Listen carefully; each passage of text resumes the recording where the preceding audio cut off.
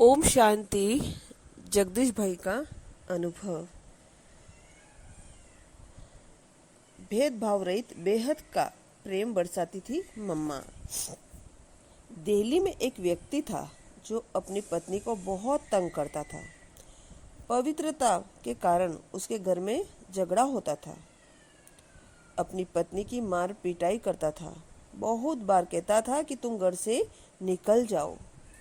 पास वालों और रिश्तेदारों से वह कहता था कि वह ऐसा करती है, वैसा करती है।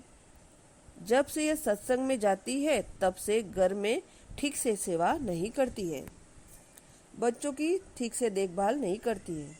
वह गलत बोलता था क्योंकि जो असली बात थी वह है पवित्रता की। वह कैसे बोल सकता था? वह बहुत बिगड़ा हुआ था।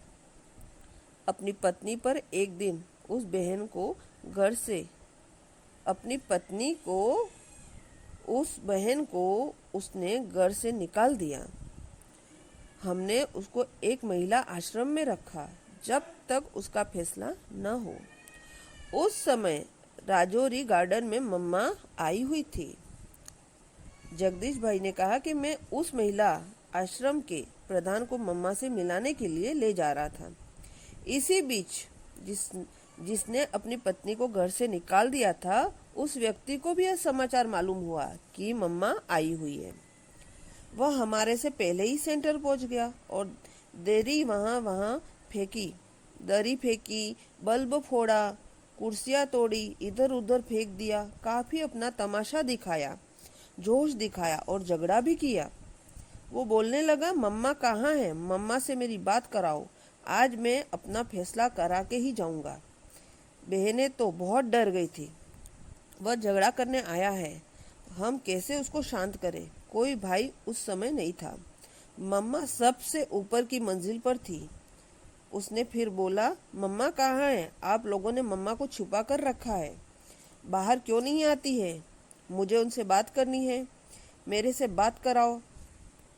बहनों ने कुछ सुना नहीं तो वह अपने आप उस मकान में घुसा और मम्मा को ऊपर नीचे ढूंढा, लेकिन उसको कहीं मम्मा नहीं मिली।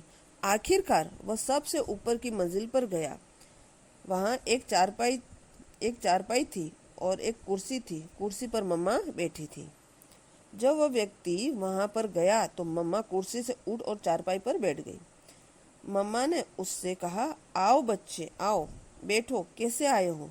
बहुत प्यार से उसको कहा, आओ बच्चे, कुर्सी पर बैठ जाओ। मम्मा के इन शब्दों को सुनते ही वह पानी पानी हो गया और सच्चे मन से मम्मा मम्मा कहने लगा। वह अपना प्रश्न ही भूल गया, केवल माँ माँ माँ कहता रहा। मम्मा कहने लगी, बोलो बच्चे, कैसे आना हुआ है? वह कहने लगा, कुछ नहीं माँ, कुछ नहीं। वह मम्मा से इतना प्रभावित हुआ कि वह शांति और आनंद की अनुभूति में खो गया। मम्मा ने उससे कुछ नहीं कहा था, सिर्फ कहा कि कैसे आना हुआ। सिर्फ मम्मा ने कहा, आओ बच्चे, यहाँ बैठो कुर्सी पर। वह बड़ी नम्रता से कहने लगा, नहीं माँ, मैं यहीं नीचे बैठूंगा। वही ठीक है, मम्मा ने फिर कहा तो वह कुर्सी पर बैठ गया। लेकिन जब वह अपनी बात बताने का समय आया तो बता नहीं पाया। मम्मा को देखता रहा, शांति से देखता रहा। मम्मा ने भी उसको दृष्टि दी। उस दृष्टि से उसका बहुत लाभ हुआ और अनुभव भी हुआ। फिर वह वहाँ से चला गया।